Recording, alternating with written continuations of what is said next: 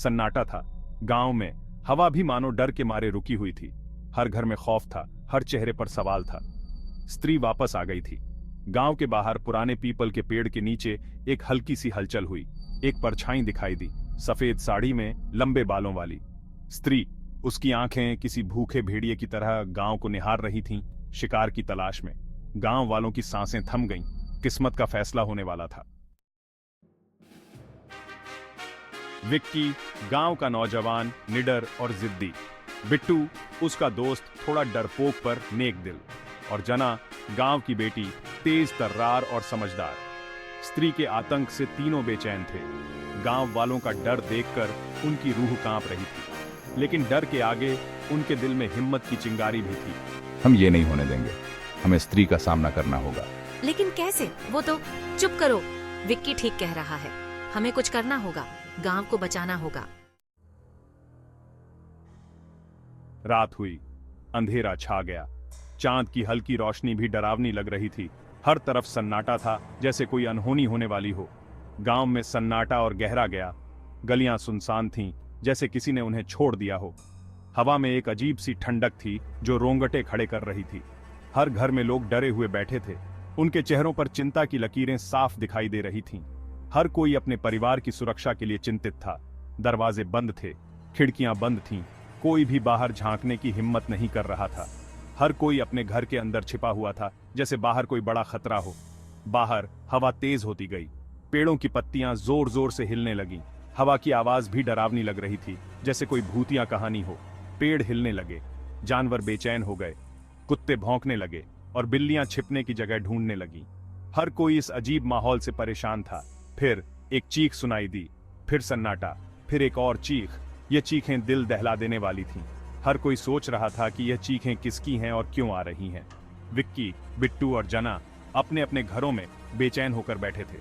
वे एक दूसरे को फोन कर रहे थे, लेकिन कोई भी कुछ समझ नहीं पा रहा था।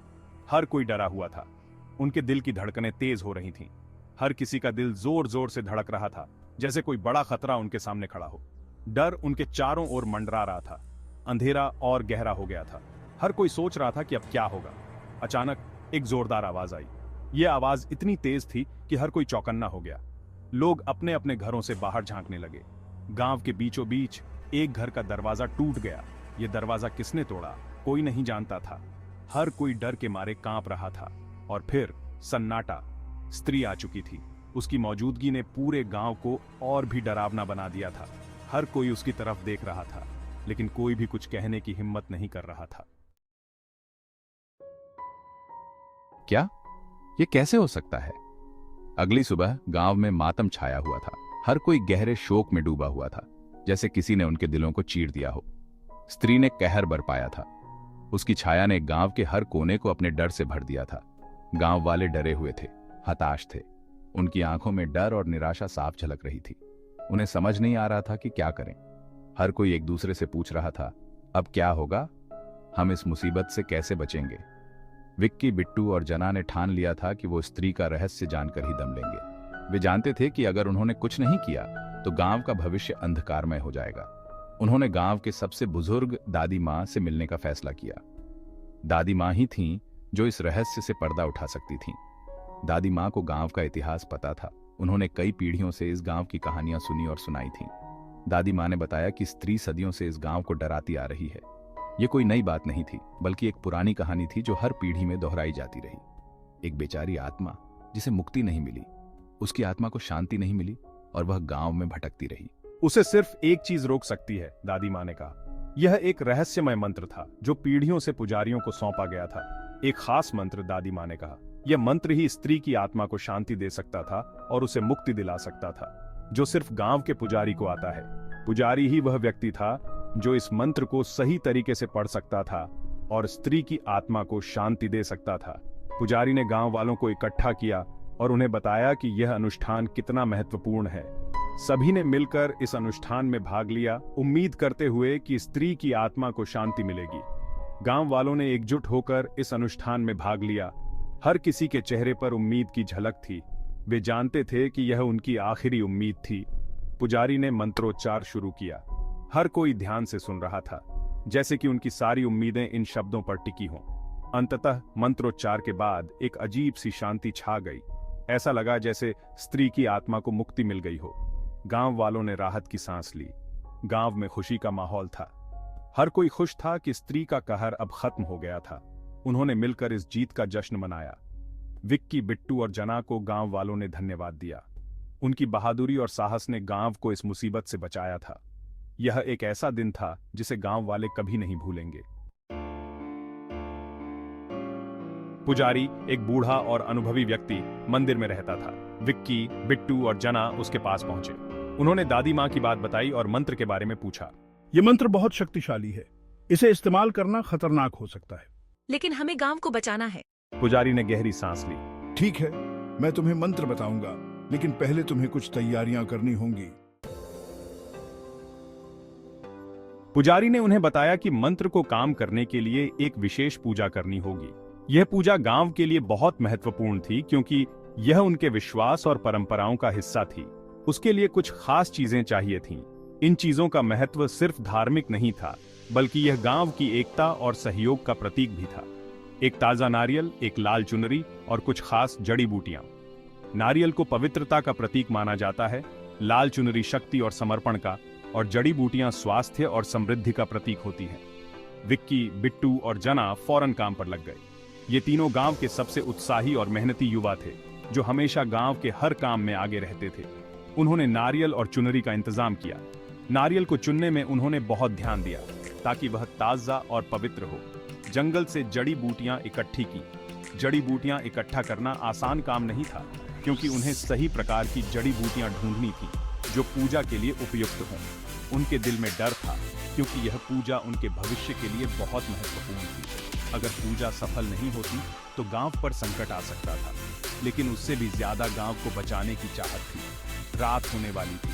रात का समय हमेशा से ही रहस्यमय और डरावना होता है, खासकर जब कोई महत्वपूर्ण कार्य किया जा रहा हो। पूजा की तैयारी पूरी हो चुकी थी।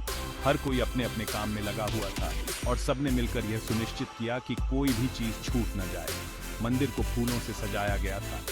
दीप जलाए गए थे। फूलों की खुशबू और दीपों की रोशनी ने मंदिर को एक दिव्य वातावरण में बदल दिया था। हवा में एक अजीब सी शांति थी। ये शांति एक तरफ तो सुकून देने वाली थी, लेकिन दूसरी तरफ यह तूफान से पहले की खामोशी का संकेत भी थी। तूफान से पहले की शांति, ये शांति एक नए दिन की शुरुआत का प्रतीक थी, जो गांव के लिए नई उम्मीदें और चुनौतियां लेकर आने वाला था। पूजा शुरू हुई। पुजारी मंत्र पढ़ने लगा। हवा तेज होती गई। दीपक टिमटिमाने लगे और फिर वो आ गई। स्त्री, उसकी आंखें गुस्से से लाल थीं। उसके बाल हवा में उड़ रहे थे। उसने विक्की, बिट्टू और जना पर हमला कर दिया। जल्दी करो, मंत्र पूरा करने दो। विक्की, बिट्टू और जना ने हिम्मत दिखाई। उन्होंने स्त्री का सामना किया, उसे रोकने की कोशिश की, लेकिन वो बहुत ताकतवर थी। मुझे करना होगा। स्त्री और ताकतवर होती जा रही थी। पुजारी अभी भी मंत्र पढ़ रहा था, लेकिन समय कम था। गांव को बचाने के लिए एक बलिदान देना होगा। जना ने एक गहरी सांस ली। उसके हाथ में दादी माँ का दिया हुआ एक ताबीज था। एक ताबीज जो स्त्री को रोक सकता था, लेकिन इसके लिए जना को अपनी जान देनी होगी, जना ने कहा, और फिर वो स्त्री की तरफ दौड़ी, ताबीज को ऊपर उठाते हुए। एक जोरदार धमाका हुआ। मंदिर रोशनी से भर गया। स्त्री और जना दोनों रोशनी में गायब हो गए। जब रोशनी कम हुई तो वहां कोई नहीं था। स्त्री चली गई थी और जना भी। विक्की और बिट्टू हार के बैठ गए। उनकी आंखों में आंसू थे। उन्होंने अपनी दोस्त को खो दिया था, लेकिन गांव बच गया था। जना ने अपनी जान देकर सबको बचा लिया। उसने कहा, उसका बलिदान हमेशा याद रखा जाएगा। सुबह हुई। गांव में एक अजीब सी शांति थी। डर का साया हट चुका था। लोग अपने घरों से बाहर आए, एक दूसरे को देखकर मुस्कुराए। जना की याद में एक छोटा सा मंदिर बनाया गया, जहां लोग उसे श्रद्धांजलि देने आते थे। विक्की और बिट्टू ने तय किया कि वो जना की याद को हमेशा जिंदा रखेंगे। गांव में फिर से खुशियां लौट आई थीं, लेकिन यह खुशी एक कड़वी सच्चाई के साथ आई थी। बुराई कभी भी पूरी तरह से खत्म नहीं होती, वो कभी भी वापस आ सकती है।